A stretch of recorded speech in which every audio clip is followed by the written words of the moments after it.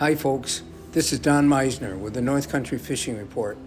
And I'm here this week with Russ Eddy, who has been part of this radio spot for so many years. And he's the one person that I go fishing with more than anybody else in my life. So it's a real opportunity for us to share some thoughts with Russ.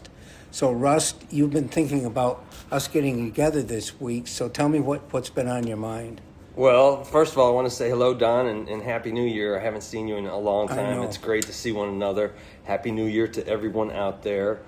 So when I thought about sitting down with you again, I just started thinking about, wouldn't it be fun to just talk about some of the most memorable brushes with the natural world that we've had. And I thought maybe this week I'll start and tell a little story that might inspire you to tell your own story in a similar vein. Perfect. Okay, great. So let's start with, because this is a fishing report, let's start with my most memorable fish caught. And it's not the biggest, and it's not the... So here's the story. I was driving my truck down a Colorado mountain road that meandered along a stream. And I had everything set up, my fly rod set up in the back. It was a summer day.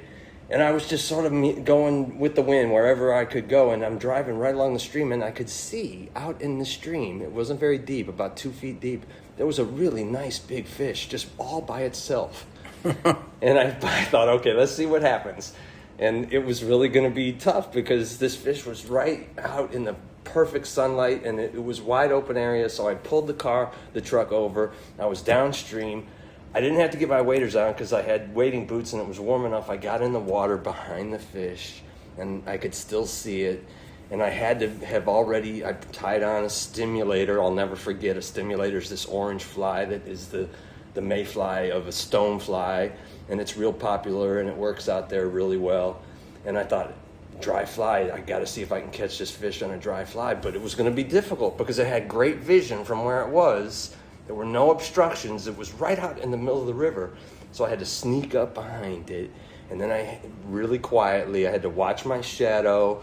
Then I had to false cast so it wouldn't see the line over it. And I had to land the line upriver from it nice and gently so I didn't spook it. And all this was coming into play. And then I could see it beautifully. I could see the stimulator floating down. And then I saw that fish move towards it. And I thought, okay. And it's still not done because the fish has to take it. And sure enough, I saw it come right up and hit the surface and take the fly.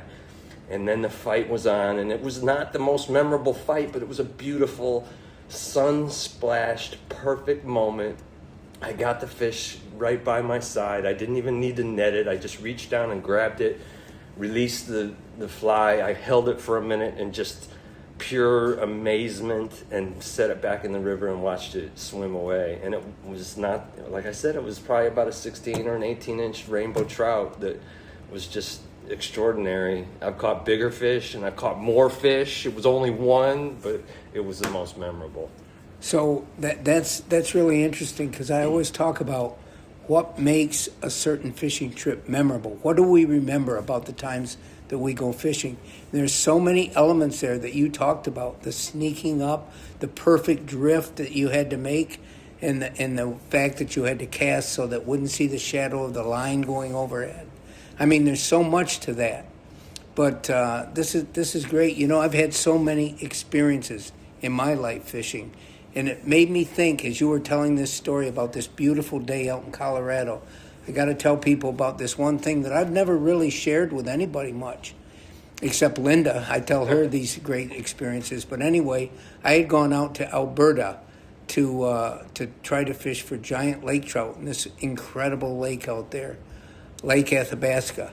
And I remember I had driven my Suburban all the way out there. I never flew. I always made the trip alone, and my camera person would fly out, and I'd pick them up at an airport. And anyway, I remember coming back from this trip where we caught these monster lake trout and monster pike all together in the same bays. And as I was driving this morning, coming back on the Trans-Canada Highway or whatever it's called, and I was coming into Saskatchewan from Alberta, and the fields, that morning, the field was all, the whatever the plant was, it was this vibrant green and yellow for as far as I could see. And it had to do with the sun's rays too. but I've remembered that. It was almost like I'd gone to heaven, you know? Yeah, right. So that is what I remember most about that trip. It isn't the size of the lake trout we caught or anything else.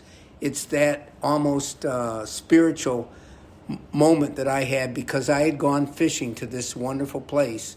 And I don't remember the fish as well.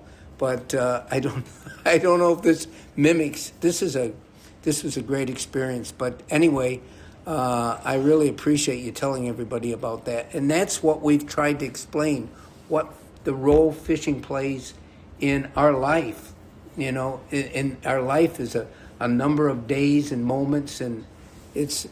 The last thing I'm thinking about is that these stories have that spiritual element to them, and most importantly, as the week goes on this week and we talk about more and more of them, it's so amazing that all these opportunities are right here for us. And these first two stories about Western Canada and Colorado are memorable for you and I, but these moments happen right here, right in my backyard in Canton, or right up in the Adirondacks, or anywhere, right here. We don't have to go that far to find them.